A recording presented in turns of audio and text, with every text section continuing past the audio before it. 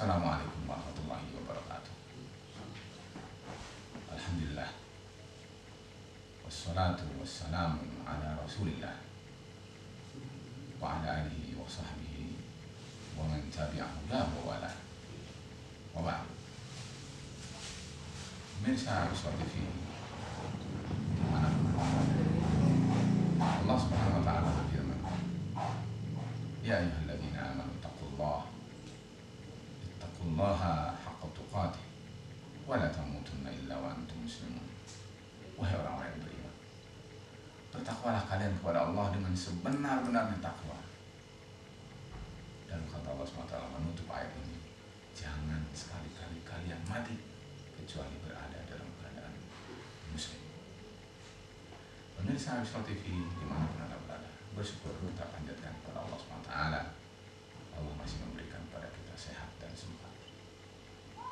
Dalam sesi ini saya akan lanjutkan beberapa butiran, beberapa mutiara yang ada pada riwayat hadis Sahih Bukhari berkenaan dan bertalian dengan ayat Al-Kursi. Sudah kita lalui 5 poin dan saya ingin teruskan dengan poin berikutnya. Poin yang ke-6, para pemirsa Soal TV, yang kita bisa ambil dari kisah Abu Hurairah ketika menjaga sedekah ataupun zakat fitrah di bulan Ramadan yang diamanahkan Rasul kepada beliau, adalah bahwa ternyata al-faqr wal hajah min asbab zuhur al-jaraim. Para pemirsa, butuhnya seseorang, miskinnya seseorang, itu adalah menyebabkan orang berpikir untuk tidak prosedural, akan memunculkan, menyebabkan gejala yang disebut dengan kriminal. Kita lihat bahwa Abu Hurairah sedang menjaga amanah, yaitu berupa sedekah. Lalu kemudian ada orang yang mengaku bahwa dia miskin, dia adalah butuh, dia adalah mempunyai keluarga yang banyak. Lalu kemudian karena alasan itu dia mengambil, dan mengambil tidak dengan prosedur. Kalau dengan prosedur mestinya datang kepada Abu Hurairah dan meminta, atau datang kepada Amir kemudian meminta, tapi orang ini langsung kemudian mengambil. Pemirsa Islam TV, kisah ini terjadi pada zaman sekarang, itu adalah sesuatu yang tidak bisa kita ingkari. Kriminalitas muncul dengan berbagai bentuknya, bisa berupa pembunuhan, bisa berupa pencurian, bisa berupa penggarongan, bisa berupa perampokan, bisa berupa apa saja. Apa alasannya? Alasannya adalah karena dia miskin, alasannya adalah karena dia butuh. Di sini kita harus peka bahwa ternyata ketimpangan sosial akan menimbulkan problem. Problemnya adalah mengancam ketentraman dan keamanan. Keamanan bisa tidak menjadi benar, keamanan menjadi tidak sempurna, keamanan hanya merupakan impian belaka jika gejolak sosial kita tidak peduli. Kita menutup mata. Banyak dan berapa banyak orang miskin pada sekarang ini. Bahkan kemiskinan cenderung meningkat. Di saat syariat Allah Subhanahu wa taala diabaikan, di saat hukum Allah Subhanahu wa taala diabaikan, tidak diamalkan, tidak dijadikan sesuatu yang menjadi keseharian dalam hidup kaum muslimin, kemiskinan akan selalu merundung mereka. Para pemirsa, kenyataan ini adalah tidak bisa kita pungkiri dalam kehidupan bermasyarakat. Dan ternyata orang sekarang menjadi rapuh keamanannya adalah karena hidup mereka terancam, terbayang-bayang oleh ada yang disebut dengan pencurian, ada yang disebut dengan penggarongan, perampokan, penjarahan, pembunuhan. Karena apa? Karena mereka butuh. Dengan butuh bisa jadi anaknya dibunuh, dengan butuh bisa jadi istrinya dibunuh, dengan butuh harta orang lain dianggapnya harta dia rampas. Dan ini adalah tersimpul dalam riwayat ini. Para pemirsa yang dirahmati Allah Subhanahu wa taala, mari mutiara dan butiran ini kita jadikan sebagai renungan. Kemana mereka orang-orang akhirnya? Kemana peran daripada para penguasa? Sementara mereka orang-orang miskin berada menjalar, merada di berbagai penjuru. Jangankan di desa, jangankan di kampung, di kota, bahkan di ibu kota, orang-orang miskin di mana-mana. Para pemirsa, mari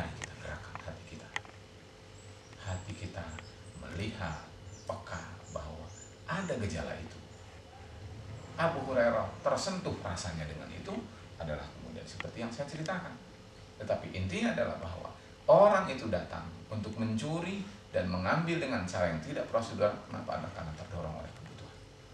Ingat, kebutuhan jika tidak terpenuhi akan menyebabkan orang yang tidak beriman kepada Allah SWT bertindak sesuatu yang tidak konstruktif. Dia tidak lagi pikiran yang dipakai jalan. Apalagi zaman kita sekarang, banyak orang yang mengatakan bahwa jangankan mencari yang halal, mencari yang haram saja susah.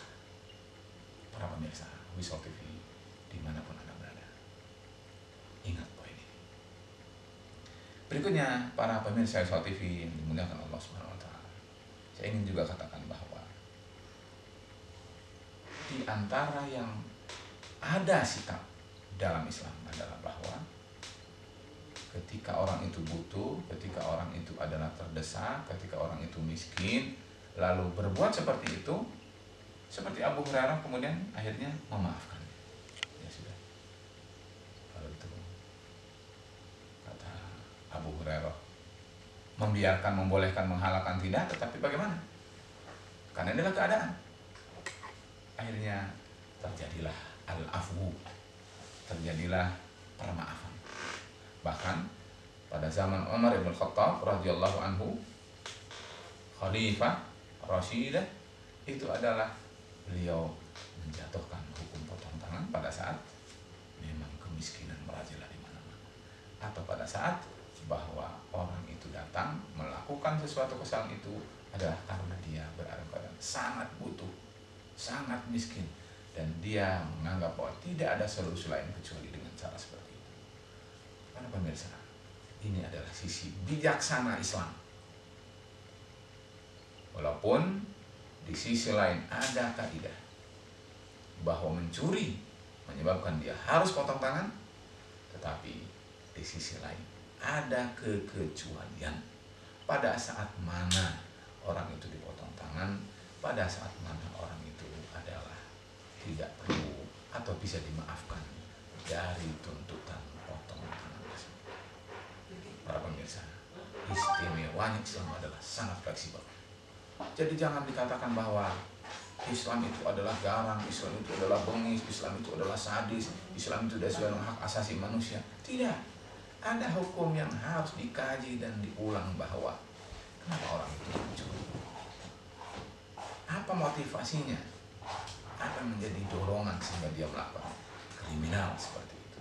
Setelah dikaji, diteliti, kemudian ada sesuatu yang membuat orang itu termaafkan dari pekerjaan itu, Islam memberi ruang bahwa orang itu adalah bisa dimaklumi. Dan ini adalah juga dalam apa yang disebut dengan dunia qada, dunia peradilan, dunia pengadilan, dunia kehakiman. Dan dalam Islam ini adalah bab yang tersendiri. Tetapi saya tidak ingin bahas itu. Saya ingin hanya menyentuh bahwa para pemirsa Wisol TV, Islam sangat komprehensif di dalam menilai dan memandang sesuatu. Sehingga sesuatu kaidahnya seperti apa, kekecualiannya seperti apa, mana yang harus diberlakukan, semua itu ada dalam Islam. Jangan takut dengan Islam. Islam itu adalah rahmatan lil alamin. Karena itu fikih Abu Hurairah ini adalah menjadi bagian dari inspirasi kepada kita sekalian. Para pemirsa Wisol TV dimanapun Anda berada, ada butiran yang ke-8 yang ingin saya katakan bahwa harus setiap pribadi muslim di dalam masyarakat, di dalam berbangsa, di dalam bernegara, bahwa dia tidak boleh menghakimi suatu kasus apapun dengan sendiri. Misalnya terjadi kasus apa, lalu harus dia tangani sendiri. Ketika dia temui bahwa orang itu mencuri, dia pegang tangannya dulu, diputus tangannya sendiri. Apabila ada orang yang memotong, membunuh, lalu kemudian orang itu dibunuh. Tidak boleh.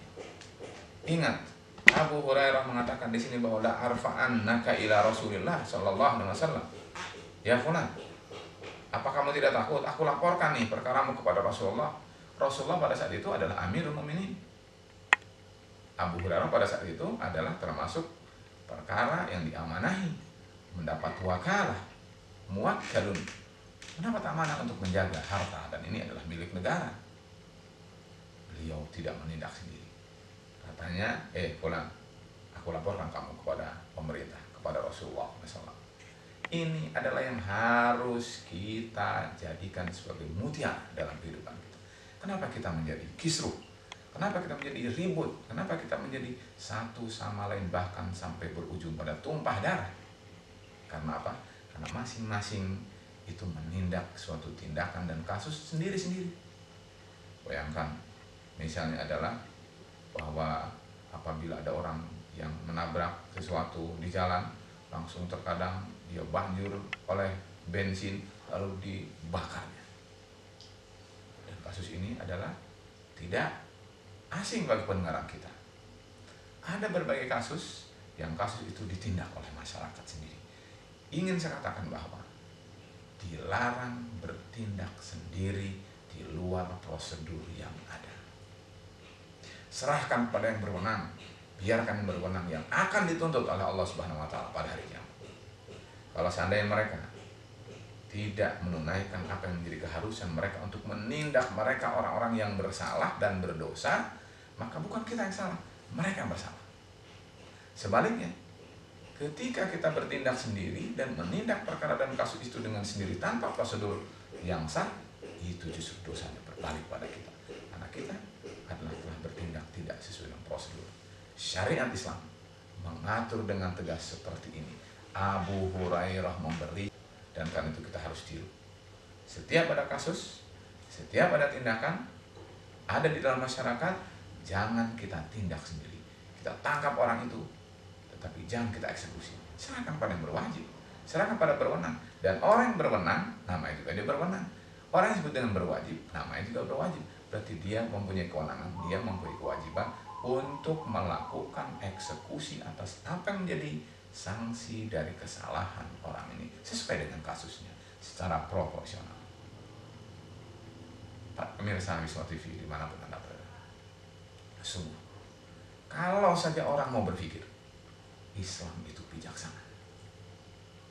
Kalau saja kita mau merenung bahwa sesungguhnya Islam itu hebat, Islam itu mempunyai prosedur, Islam itu mempunyai tata cara dalam mempunyai tentang solusi daripada suatu masalah. Tidak asal, tidak emosional, dan tidak inkonstruksional. Para pemirsa Wisma TV, ini adalah pelajaran. Jangan lupa, jika ada tindakan, kita laporkan pada yang berwenang dan pada yang berwajib, dan jangan tindak sendiri. Karena Abu Hurairah radhiyallahu anhu telah menampakkan apa yang menjadi sikapnya untuk menjadi pelajaran bagi kita.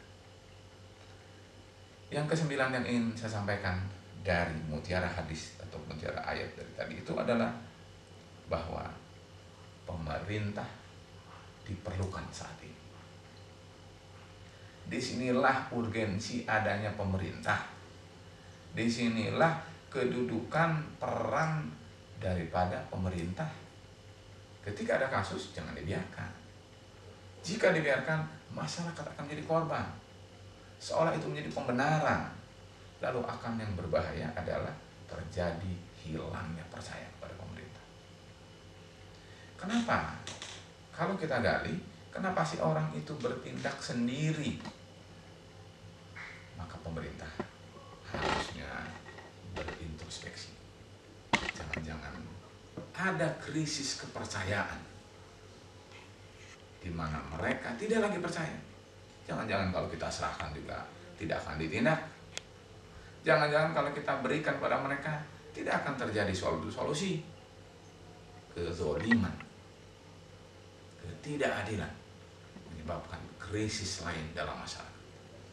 Ingat, di satu sisi Islam memberikan prosedur bahwa jika ada kasus, angkat pada pemerintah.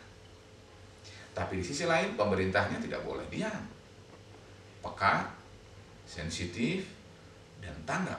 Bagaimana menyikapi ini dengan bijaksana sehingga sesuai dengan hukum, prosedurnya apa, sehingga eksesnya adalah masyarakat menjadi utuh percaya dan mereka menjadi tenang di sisi lain, menjadi tentram di sisi lain, dan ini yang diperlukan oleh kita pada saat ini. 2 poin yang terakhir yang saya baru sampaikan, para pemirsa Visual TV, saat ini sedang mengalami krisis. Kenapa? Karena kita semua tahu, tidak sedikit daripada masyarakat yang kemudian bertindak sendiri dan akhirnya adalah terjadi kekacauan. Yang akhirnya adalah menjadi aparat menjadi bingung. Karena apa? Bertumpuk masalah. Dan ketika pengaduan ini adalah tidak dianggap, maka terjadi kasus lain. Kasusnya adalah bahwa masyarakat tidak lagi percaya. Berapa kasus pengadilan, lalu mungkin polisinya, lalu mungkin hakimnya, akhirnya adalah terjadi kasus dengan keluarga korban. Karena apa? Karena ini adalah masalah yang bisa jadi adalah karena ungkapan dari rasa tidak puas bahwa semestinya ditindak tetapi tidak ditindak, semestinya ditindak dengan proporsional tetapi tidak ditindak dengan proporsional. Hanya ada suatu pihak yang dianggap dizolimi dan tidak adil, lalu terjadilah kasus yang bukan mereda tetapi semakin merebak di mana-mana. Para pemirsa Visual TV yang dirahmati Allah Subhanahu wa Ta'ala, ini adalah mutiran dan ini adalah mutiara yang hendaknya kita ambil dan kita simak dan kita sarikan dari hadis tentang keutamaan ayat kursi ini. Berikutnya adalah yang ke-10. Ingat dan jangan lalai. Syaitan di antara tabiatnya adalah menipu, berdusta, dan bermakar. Kata Rasul, orang itu dusta. Orang itu adalah dusta. Orang itu akan datang kepadamu wasaya'ud, akan kembali. Para pemirsa, syaitan memang demikian. Berusaha bagaimana menipu orang, memukau orang, sehingga orang itu menjadi tertipu. Abu Hurairah, orangnya rahim, ditipu oleh dia. Kebaikan Abu Hurairah menyebabkan orang itu adalah menjadi terambil dan akhirnya adalah terdusta oleh orang. Orang ini dusta. Kata Rasul, dusta. Dan inilah setan. Bukankah nanti kita akhir bahwa dia adalah setan dan setan itu pekerjaannya adalah berdusta, menipu, dan bermakar. Oleh karena itu jangan sama sekali meniru sifat syaitan ini. Al-Imam Al-Ghazali menyebutkan bahwa ada namanya sifatun syaitaniyah, di mana manusia itu mempunyai sifat dan sifatnya itu adalah sifat syaitan. Di mana yaitu seperti yang digambarkan di sini. Bahwa dia menipu, dia berdusta, dan dia bermakar. Ingat, syaitan pekerjaannya adalah menipu, berdusta, dan bermakar. Dijelaskan dalam hadis ini. Waspadalah, karena sesungguhnya kita bisa jadi menjadi korbannya. Para pemirsa Visual TV yang dirahmati Allah Subhanahu wa Ta'ala. Berikutnya adalah ternyata ada hal yang unik. Apa itu? Tadi oleh Rasulullah SAW bahwa syaitan itu pendusta. Tapi ternyata ada suatu sisi di waktu kesempatan pendusta itu menjadi orang yang jujur, orang yang benar. Karena itu disinilah diperlukannya apa yang disebut dengan stabilitas ilmu dan emosi. Kita terkadang apabila sudah benci sama seseorang, semuanya tidak ada baiknya, tertutup dari kita terhadap orang itu. Padahal bisa jadi orang tersebut dalam saat tertentu dia berbuat baik. Dalam bahasa Nahwu dikatakan qad yasduqu al-kadzub. Bisa jadi orang yang berdusta itu sesekali berbuat jujur. Syaitan kerjaannya dusta, tapi dia sesekali dia jujur. Pelajaran ini harus kita ambil dan kita sarikan dari hadis ini untuk memberikan kepada kita stabilitas bahwa tidak mesti orang itu apabila jahat lalu dihukumi semuanya jahat, 100% tidak ada baiknya sama sekali. Tetapi kita juga harus proporsional, nilai dengan baik, nilai jangan dengan emosi dan dengan tenang, dan jadikan selalu syariat sebagai suatu pedomannya. Jangan-jangan di situ terdapat kebenaran, dan karena itu kemudian kita ambil yang benar dari sela-sela orang tersebut. Qad yasduqul kadzub. Bisa jadi orang yang pendusta ulung itu berbuat sesekali dalam hidupnya perkara yang buruk. Para pemirsa Visual TV dimanapun Anda berada, pelajaran yang berikutnya adalah pekerjaan ataupun job ataupun amanah itu bisa menjadi pembelenggu terhadap kita. Rasul saja mengatakannya, ma fa'ala asiru kalbari.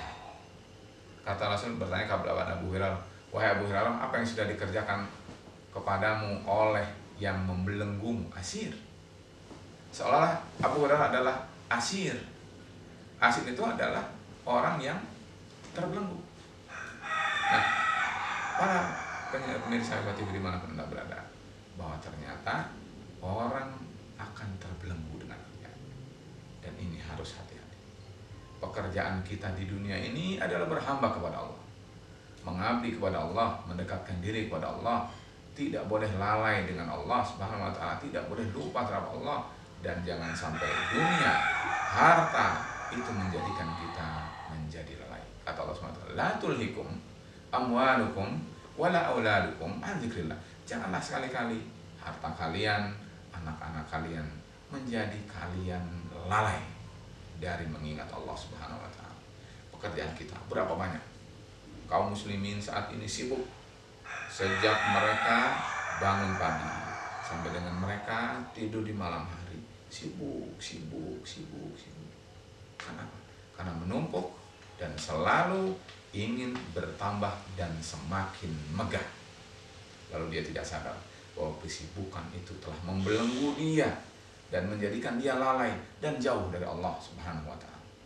Para pemirsa, ingat, amanah adalah asir, kata Rasul. Pekerjaan kita bisa menjadi pembelenggu terhadap kita. Oleh karena itu, jadikan seluruh khidmat apa yang kita kerjakan adalah selalu menjadi wasilah pendekat kita dengan Allah Subhanahu wa ta'ala. Sekali lagi, pekerjaan kita bisa menjadi belenggu.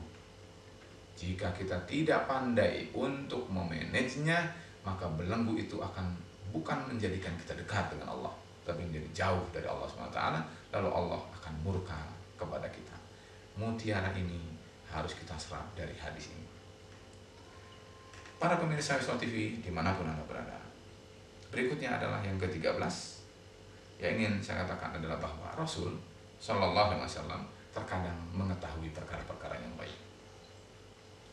Rasulullah SAW tentu manusia biasa. Rasul makan, Rasul minum, Rasul seperti biasa. Keluar masuk pasar, menikah, dan seterusnya. Tetapi Rasulullah SAW adalah pilihan Allah Subhanahu wa ta'ala. Rasulullah SAW adalah diberi kemampuan untuk mengetahui sebagian kecil dari perkara-perkara gaib. Seperti misalnya dalam hadis ini, Rasulullah SAW mengatakan, katanya, apa yang sudah dikerjakan oleh orang yang datang padamu itu. Lalu kata Rasulullah SAW, dia akan datang kembali kepadamu, dan itu betul terjadi 2 kali. Datang yang pertama, lalu mengadu kepada Rasulullah SAW. Lalu kata Abu Hurairah, didengar dari bahwa Rasul mengatakan orang itu akan datang kembali kepadamu. Betul kembali. Datang lagi melapor kepada Rasul. Lalu kata Rasul, akan datang kepadamu kembali. Dan dia adalah pendusta. Subhanallah. Kecuali pemberitahuan dari Allah Subhanahu wa ta'ala. Para pemirsa Visual TV dimanapun Anda berada, ini adalah merupakan mutiara. Ini adalah merupakan suatu percikan pelajaran kepada kita bahwa harus diyakini oleh kita, dan tidak mengapa bahwa Rasul adalah mengetahui perkara-perkara yang gaib karena Allah memberitahu. Tidak seperti dukun, tidak seperti tukang sihir, tidak seperti tukang renung, tukang tenung yang ada dan menyebar pada saat ini. Orang mereka mengatakan eyang, orang mereka mengatakan ajengan, orang mereka mengatakan paranormal dengan berbagai julukannya, tapi mereka semua adalah kadzabun. Mereka semua adalah pendusta karena mereka adalah tidak mendapat wahyu dari Allah Subhanahu wa ta'ala. Jangan-jangan mereka mendapat wahyu dari syaitan. Kita harus jeli. Tidak ada di dunia ini yang bisa mengetahui dan menengok perkara yang gaib sedikit pun.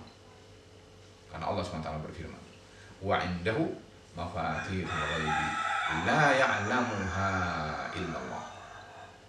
Bahwa kata Allah SWT, dan di sisi Allah saja kunci-kunci perkara gaib itu, dan tidak ada yang mengetahui kunci itu kecuali Allah SWT.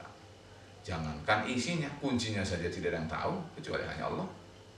Para pemirsa, Oleh karena itu kita harus yakin dengan sepenuh yakin bahwa tidak ada selain yang diberi izin untuk mengetahui yang gaib, tidak akan ada yang tahu tentang perkara yang gaib. Siapa yang mengaku perkara yang gaib itu dia ketahui, dia adalah bekerja sama dengan jin, atau dia adalah jin berbentuk manusia, atau dia adalah Allah palsu, dan ini adalah tidak boleh. Para pemirsa yang dirahmati Allah SWT, pelajaran ini kita dapati bahwa Rasul mengetahui, tapi kita harus ingat bahwa Rasul itu adalah manusia pilihan. Tidak mustahil Rasulullah SAW diberitahu tentang hari kiamat, Rasul diberitahu oleh Allah SWT tentang perkara yang akan terjadi di akhir zaman. Rasul mengetahui sebagian perkara yang telah terjadi di masa yang lampau. Itu adalah karena Allah memberi wahyu kepada Muhammad SAW. Adapun kita tidak ada. Karena itu jangan salah menentukan kebijakan dan keimanan kita. Para pemirsa Uswal TV yang dirahmati Allah SWT, pelajaran berikutnya adalah yang ke-14, dan ini yang menjadi intisari daripada pelajaran kita, bahwa kata Rasulullah SAW sebagaimana yang dikatakan oleh iblis ini adalah bahwa katanya bahwa ayat kursi itu akan menjagamu, la yazalu alaika minallahi hafid wa la yaqrabaka minka syaitan. Kata syaitan ini mengatakan bahwa kalau kamu membaca ayat Al-Kursi, maka kamu semalaman akan dijaga oleh Allah SWT, dan syaitan tidak akan bisa mendekatimu. Subhanallah, para pemirsa, ini adalah imunisasi, ini adalah pencegahan. Sebelum kita didekati oleh syaitan, bacalah ayat kursi. Jika kita ingin dijaga oleh Allah, baca ayat kursi. Siapa yang di antara kita tidak ingin mendapat penjagaan dari Allah Subhanahu wa Ta'ala? Jika manusia itu lengah dari penjagaan Allah, maka dia akan binasa. Dalam hadis ini jelas bahwa keutamaan ayat kursi adalah bahwa kita mendapat penjagaan dari Allah. Siapa di antara kita ingin dijaga oleh Allah, bacalah selalu ayat Al-Kursi.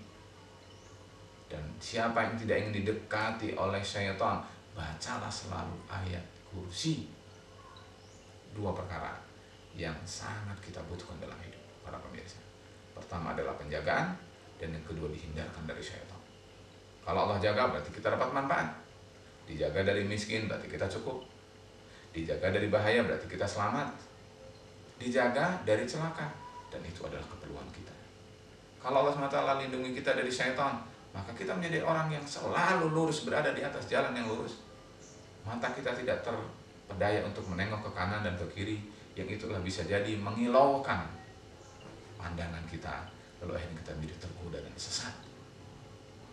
Para pemirsa Uswal TV yang dirahmati Allah SWT, ini adalah intisar bahwa ayat kursi, ayat yang istimewa, ayat kursi, ayat yang selalu harus kita bawa kemanapun kita hidup. Ayat kursi harus selalu menjadi pengawal dari awal kita hidup dan mengakhiri hidup. Karena sesungguhnya ayat ini istimewa dan agung, sebagaimana diberitakan oleh Ibnu Katsir, sebagaimana dijelaskan dalam hadis ini. Para pemirsa Uswal TV yang dirahmati Allah SWT adalah, ingat bahwa syaitan tidak boleh dipercaya. Jangan percaya sekali-kali kepada syaitan, karena Rasulullah SAW bersabda, "Ama innahu qad sadaqaka wa huwa kadzib." Dia telah datang kepadamu dengan sesuatu yang benar, tetapi dia sendiri adalah pendusta. Jangan sekali-kali percaya pada syaitan. Syaitan itu adalah menipu kita. Jika kita sudah celaka, maka dia akan tertawa puas dan kemudian menertawakan kita. Kita dalam keadaan terjerumus, kita dalam keadaan celaka, kita dalam keadaan duka, syaitan mengatakan kita berhasil. Dia melapor ke bosnya yang ada di lautan itu, mengatakan bahwa kita sudah berhasil menjadikan suami istri bercerai. Kita telah menjadikan dua orang yang bersahabat menjadi bertengkar. Ini adalah prestasi bagi syaitan. Karena itu waspada. Syaitan selalu menipu, selalu berdusta agar manusia terjerumus dan terterpa dalam bahaya. Para pemirsa, ayat dan petikan poin penting ini dapat kita sarikan dari hadis ini, dan ini adalah penting untuk kita. Sodakoka wa huwa kadzub, kata Rasul. Ingat, sodakoka wa huwa kadzub. Syaitan itu telah atau bisa memberikan pelajaran yang benar padamu, tapi dia adalah pendusta. Jangan percaya pada pendusta. Dan karena itu, maka hadis ini adalah menjadi pedoman untuk kita. Berikutnya, yang ke-16 adalah bahwa syaitan, para pemirsa, syaitan itu adalah terkadang berwujud menjelma dalam bentuk manusia. Dan ini jangan aneh. Jangan-jangan orang-orang yang berkeliaran sekarang ini adalah syaitan. Na'udzubillah min dzalik. Bukankah Abu Hurairah itu bertemu dengan orang? Abu Hurairah sedang menjaga harta, makanan, sedekah dari zakat bulan Ramadan, betul? Kemudian datanglah orang itu menghadap kepada Abu Hurairah, menjelma menjadi seperti manusia, dan kemudian berdialog, dan kemudian mengambil barang konkret. Para pemirsa, harus waspada nampaknya. Jangan-jangan syaitan itu memperpadat dunia ini dengan menjelma dalam bentuk manusia, lalu kita tidak sadar. Oleh karena itu, berlindunglah selalu kepada Allah Subhanahu wa Ta'ala. Karena kalau kita berlindung pada Allah, Allah akan lindungi kita. Allah akan selamatkan kita dari syaitan. Dan syaitan itu bisa berbentuk manusia, karena seperti yang kita dapatkan dari hadis ini. Para pemirsa, kalau saja manusia yang menjadi pengikut, yang menjadi orang yang sangat loyal kepada syaitan itulah sangat banyak dan menyebar di mana-mana. Setelah itu ditambah juga bahwa syaitan menjelma dalam bentuk manusia, apa jadinya manusia? Kebanyakan adalah orang-orang yang tidak benar, karena perilakunya perilaku syaitan, sifatnya sifat syaitan, tabiatnya tabiat syaitan, sehingga orang yang benar akan semakin besar tantangan dan fitnah. Para pemirsa yang budiman, waspadalah dengan tipu daya syaitan. Syaitan terkadang menjelma dalam bentuk manusia. 17. Para pemirsa, yang ke-17 adalah bahwa kalau kita ingat dalam riwayat ini mengatakan wa kanu ahrasa syai'in 'alal khair. Orang-orang pada masa lalu, orang-orang pada masa sahabat, mereka adalah orang yang sangat gigih, sangat penasaran, sangat ambisius, sangat tamak terhadap kebaikan. Pada kebaikan itu mereka langsung kejar. Mana kita dengan mereka? Kenapa kita menjadi malas? Kenapa kita menjadi tidak tertarik dengan kebajikan? Kenapa kita tidak yakin dengan janji Allah Subhanahu wa Ta'ala? Kenapa kita selalu ragu ketika akan mengerjakan perbuatan yang baik? Padahal semestinya jika ada sesuatu yang baik, maka jangan berspekulasi dengan hidup kita. Belum tentu esok kita hidup. Hari esok masih milik Allah. Hari yang akan datang, masa yang lalu akan dihisab oleh Allah. Hari ini adalah peluang kita beramal soleh. Jangan ragu untuk berbuat kebaikan. Apa saja yang kita anggap bahwa itu adalah baik dan jelas landasannya dari syariat Allah Subhanahu wa Ta'ala, jangan ragu untuk kita kerjakan. Karena apa? Itu adalah pelajaran. Kita harus gigih, kita harus selalu tertarik dengan kebaikan. Jadilah orang yang selalu hidupnya cinta terhadap kebaikan, cinta beramal ma'ruf dan selalu bernahi munkar. Karena sesungguhnya ini adalah mutiara yang kita bisa sarikan dari hadis ini. Ditambah bahwa para pemirsa, semua itu akan kembali memberi kepada kita prospek keuntungan yang besar. Para pemirsa yang dirahmati Allah Subhanahu wa Ta'ala, berikutnya adalah yang ingin saya sampaikan bahwa kadang jika manusia itu mempunyai kepekaan yang sensitif dalam dirinya, maka orang itu akan muncul rasa sayang dan rasa kasihnya, lalu dia menjadi kemudian berbuat al-ihsan.